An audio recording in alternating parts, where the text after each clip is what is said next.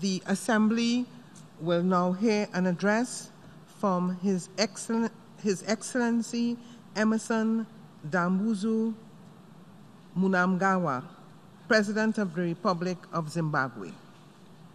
I request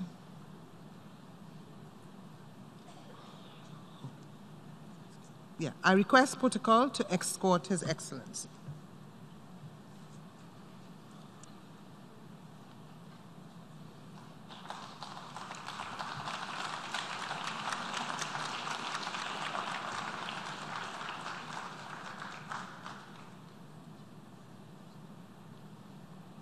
On behalf of the General Assembly, I have the honor to welcome to the United Nations His Excellency Emmerson Dambudzo Mnangagwa, President of the Republic of Zimbabwe, and invite him to address the Assembly.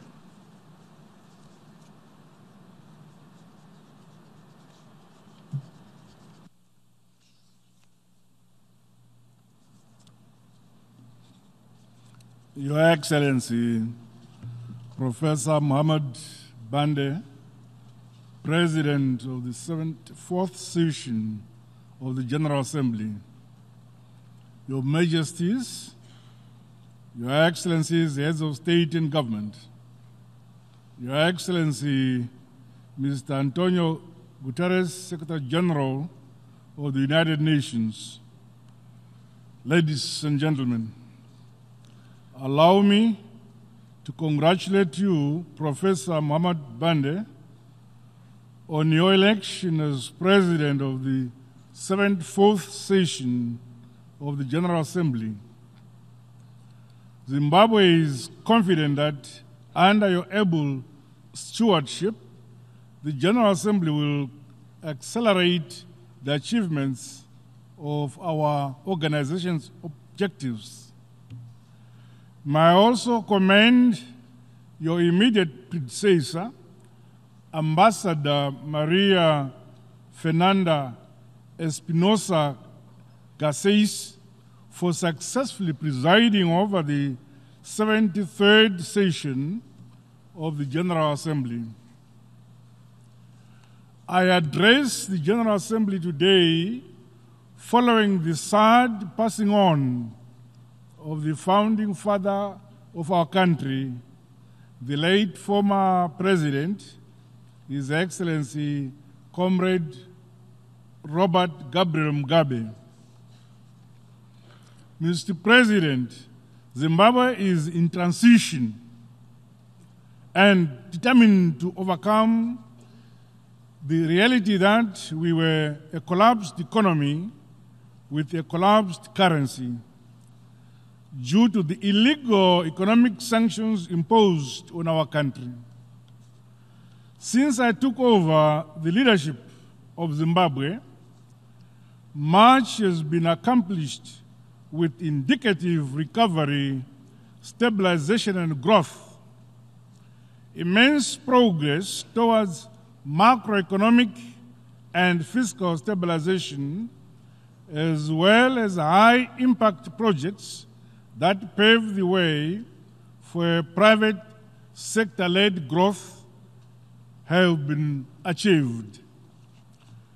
Embedded in our aspirations is a strong sense of urgency for us to eradicate poverty, achieve quality and relevant education, create employment for women and youths, as well as mitigate the cross-cutting impact of climate change on our society and economy. Our people deserve better, and we are committed to delivering. The engagement and re-engagement with all countries of the world towards returning Zimbabwe to its rightful place within the Committee of Nations is yielding notable progress. Our arms remain outstretched with a genuine heart of friendship and cooperation to all those willing to take this new and exciting journey of Zimbabwe's rebirth. In our desire to deepen democratic space in our country, we have established an open political platform where we invite all political parties to frank debate and dialogue on aspects of our social, political, and economic reforms. Comprehensive and far-reaching reforms are being implemented by my government for the benefit, protection, and economic prosperity of our people, in line with their ever-changing aspirations. Furthermore, the fiscal austerity and discipline has resulted in balanced books and a budget surplus, which is unprecedented in my country. The impact of change and reforms on the generality of our people take time, but we are in the right direction. We shall continue to put in place social safety nets to cushion the lower strata and the most vulnerable members of our society, and appeal for further multilateral support in this regard. These achievements are in spite of the continued albatross of the illegal economic sanctions. These sanctions constitute a denial of the human rights of the people of Zimbabwe to develop and the improvement of their quality of life.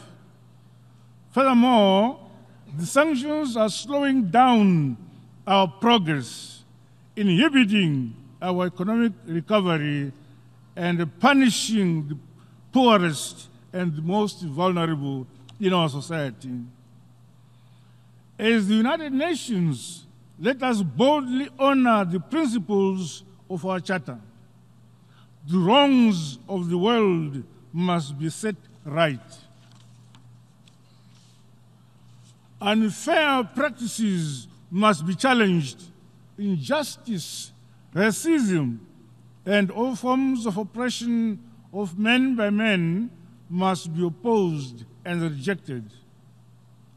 My country applauds the Southern African Development Community, the African Union, and all who stand with us in demanding the immediate and unconditional removal of these illegal sanctions.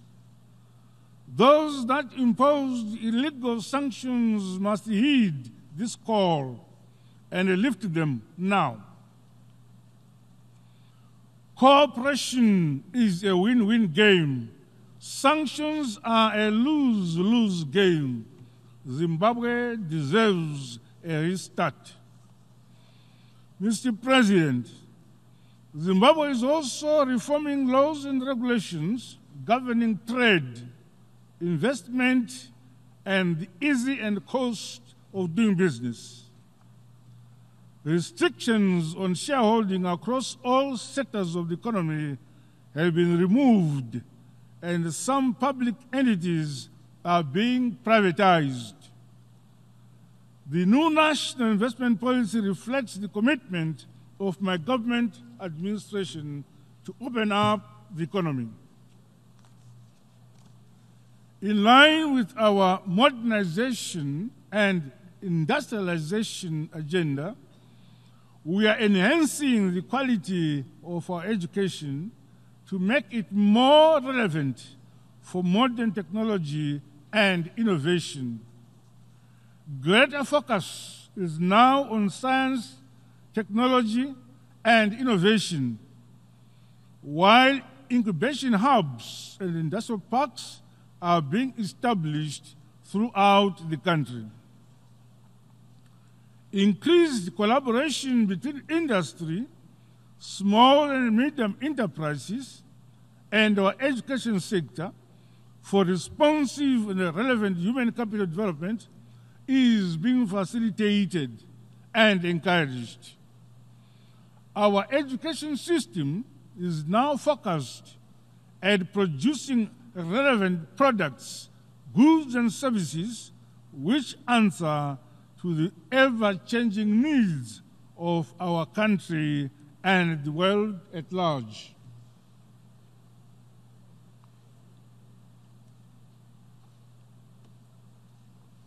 Mr. President, in our quest to deepen constitutionalism, the rule of law, democratic practices, good corporate governance, transparency and accountability, the capacity of institutions that protect democracy continue to be enhanced. The anti-corruption drive is being accelerated by my government through supporting and strengthening institutions which help in the fight against this corruption cancer. Notable progress has also been achieved in the area of political and legislative reforms. To date, the alignment of most of our laws to the Constitution is almost complete. We commend the support we continue to receive from the UNDP and other stakeholders.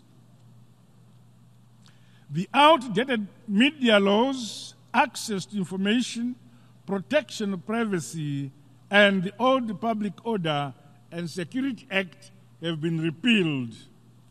New laws in relation to these areas have been enacted. Mr. President, let us accelerate our quest to end poverty by 2030 in the spirit of leaving no one behind.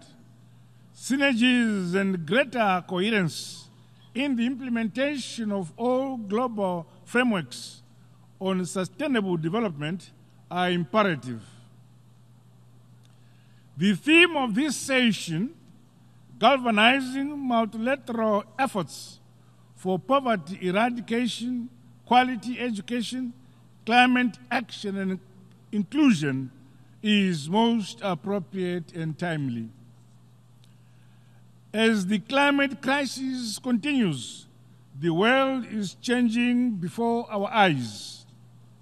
For us in Southern Africa, the recent Cyclone Idai serves as a reminder that the impact of climate change and its damage to humankind and life on Earth is dire and irreparable. The tropical cyclone Idai left thousands upon thousands dead, injured or displaced, and a trail of infrastructure destruction. We are still recovering from this disaster, whose cost, reconstruction recovery, is estimated to be about US dollars 600 million for Zimbabwe alone in the region. Let me take this opportunity to thank all well-wishers from across the world for the solidarity and support we received towards relief, recovery, reconstruction, and other forms of assistance following Cyclone Idai. Our country is an agro-based economy, with the agriculture sector contributing between 15 and 20% of the country's GDP and about 60% of raw materials for industry. The impact of climate change has not only affected our agricultural productivity and food security, but also our hydropower generation capacity and overall economic recovery, growth and development. Consequently, My government has since declared a state of national disaster. Mr. President, the importance of a reinvigorated and responsive multilateral system to promote global partnerships for peace and development cannot be overemphasized. Zimbabwe shall continue to play its part towards the attainment of world peace and sustainable development. The reform of the United Nations system, making it more representative, empowered and responsive to fulfill its mandate, is long overdue. Zimbabwe remains firm on the Africa position as enunciated by the Ezulwini Consensus. Mr. President, let me conclude by reiterating that Zimbabwe is reforming and undertaking a shared journey towards a better and a more secure future. The task facing us is great. The road is long, winding, and at times very bumpy. But so is our potential and determination to succeed. I urge the world to be patient with us, to support us, and to join us on this new and exciting journey. Together, we will realize our common vision of a common future free of poverty, hunger, and conflicts on a safe planet for the benefit of all our people. I thank you.